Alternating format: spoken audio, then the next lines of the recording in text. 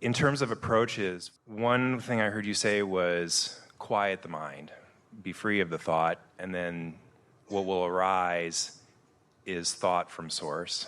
And the premise of that is it's easier to achieve connection with this high-flying vibration of source energy from a neutral place rather than digging a hole and getting in it and then climbing out of the hole to ground level and then climbing the ladder to the rainbows. It's just better not to have dug the hole to begin with. A lot of people dig a hole and get in it because when they get out of it, people clap. It's like, good for you. You got yourself out of the hole.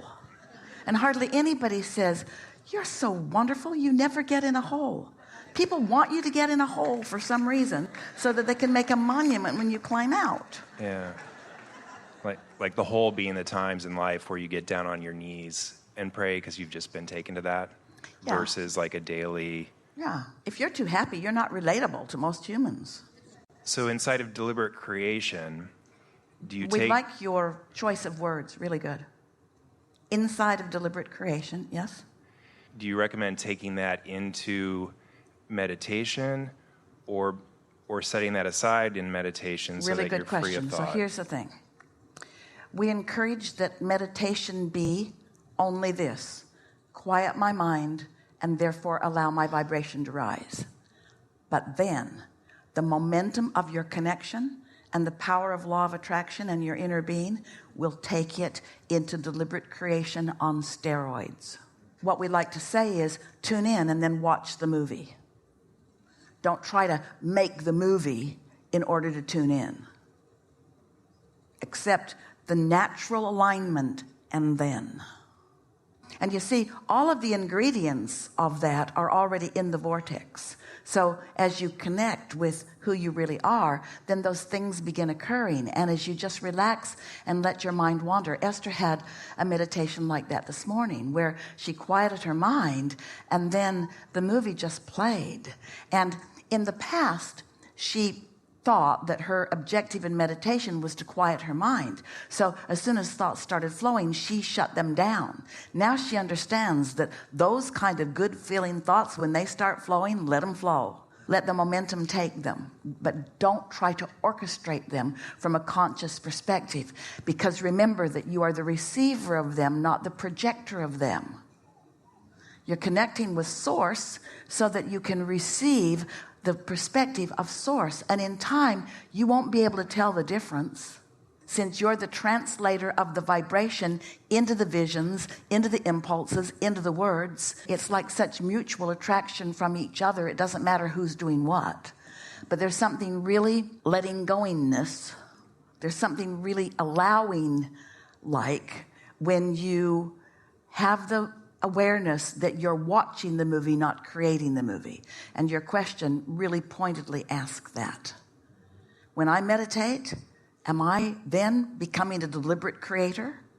You're becoming a deliberate allower of what you've already created.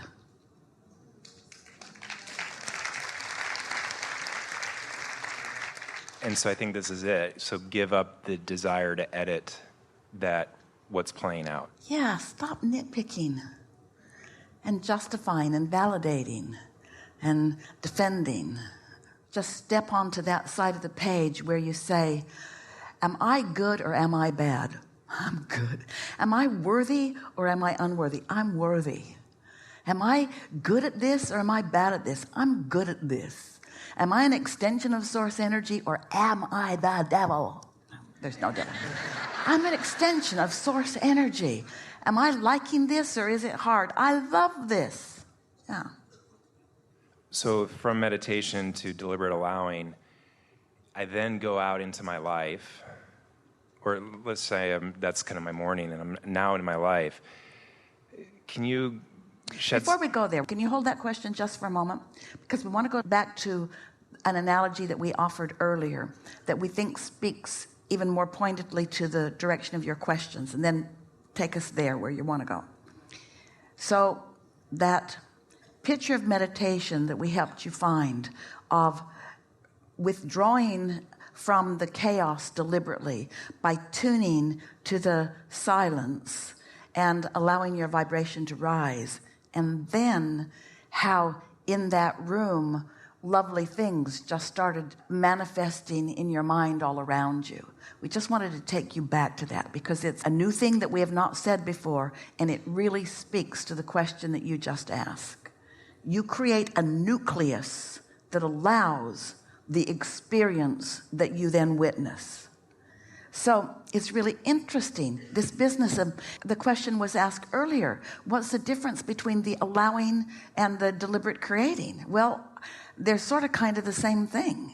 Life has caused you to indeliberately put a lot of it in the vortex, and now you're deliberately allowing, and now the manifestations at all levels of your being are occurring. And so now take us where you were going. So now I'm in life, and I'm in life. We like your distinction. So what you're saying is, I'm out of the fantasy of the vortex. Is that what you mean? yeah, well, yeah. And now I'm going back into real life. Let's just make sure that we mean what we mean with that. So now I've tuned to the best of life. I'm ready to step into it. I guess that's what I'm saying, yeah. Well, that's what we want you to say. We set you up for that a little bit with our analogy, because it was like we asked you to withdraw from the chaos and tune to source, and now it feels to you like now you have to walk back into the chaos. But it's not like that, because the fact that you've tuned to the source made the chaos go away.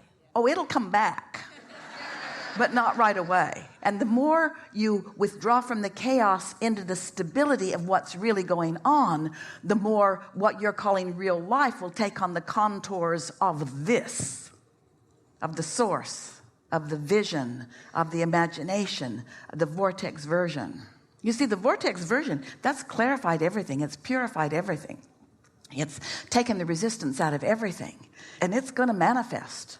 It's going to manifest. And the more you tune to it, the more ready you are, and therefore the more likely it is that those pieces will manifest into your experience. This is the distinction. Remember when we said that your inner being never looks back? So you've meditated, you've found that place. Are you going back into real life or forward into real life? Okay. Yeah, so I like that. And here's my experience then of going forward into real life is, okay, everyone raise your hand, and then you find the person and call on that person to come. And for me, sometimes the experience is like, which hand am I calling on? There's benefit in every one of them. We could find benefit everywhere, and you can too. Great. So then in the mastery aspect, you said give up the sacrifice and the hard work and the effort.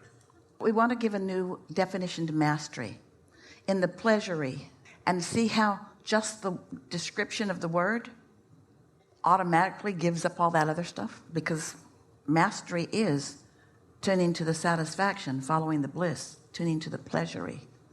So the pleasury. So then that goes, does that tie back into my the moments of selfish pursuit of the next best good feeling thought or desire? The mastery or the pleasury hooks you completely with your inner being who only looks forward, who has no resistance. So my mastery comes from pleasury. Pleasury. Comes through pleasury. Yeah.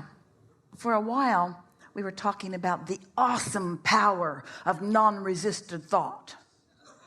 And now we want to say the awesome pleasure of non-resisted thought. But, hey, it's all good.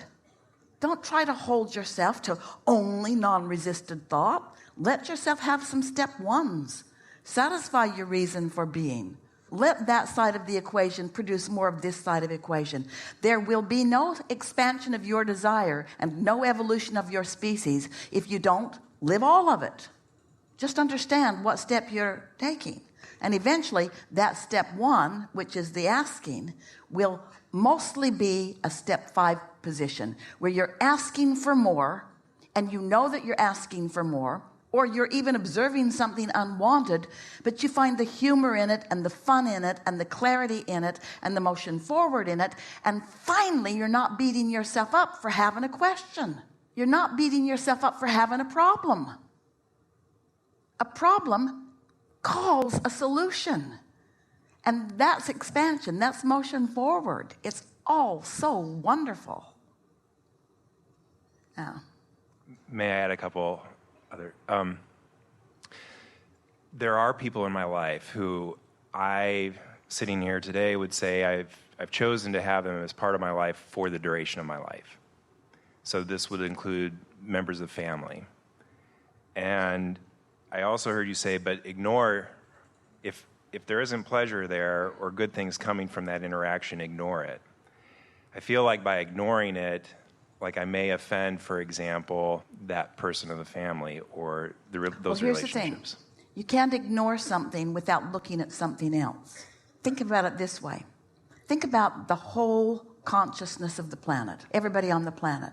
And think about how, as you find a vibrational set point, that you light up there, and then those that are matched to you light up too, and that's your world.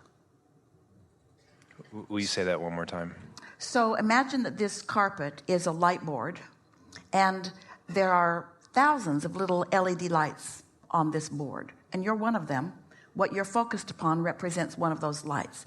So you focus with your source energy about something in appreciation. So you light up. Now, every light on the board that's a match to you lights up too, and that and only that equals your now world. Nothing else do you have access to. So you're not going to rendezvous with them in traffic or in the grocery store or anywhere. And the more consistently you are that, then the more consistently that's your world. So in the same way that there's this world that represents this light board, or a world that we are demonstrating with this light board, every person you know has wanted and unwanted things that match their vortex and things that don't match their vortex, things that match your vortex and things that don't match your vortex. So now we want to say, talking about deliberate creation, when you say, I'm not going to think about that anymore, I'm going to ignore it, you're thinking about it. I'm not going to think about that thing I'm thinking about anymore. I'm not going to think about that. I'm not going to notice that. I'm not going to think about it. Yes, you are. I'm not going to think about that anymore. I'm not going to think about it. Yes, you are. So there's no such thing as ignoring, really, but there is selectively sifting what you're thinking about. So if you're finding something in that person that you adore or that you appreciate, you're not ignoring them. You're activating a different part of them in your vibration. You're calling a different point of attraction. And nobody feels ignored when they're loved like that. I think this then leads to my final question. So when I'm going forward in life, I struggle to discern what is showing up because of my vortex versus I walked into someone else's vortex. Well, it's attraction, attraction, attraction. So let's say it's your vortex and they've got it going on and you walk in and they attract it from you. What difference does it make? Don't try to manage the law of attraction.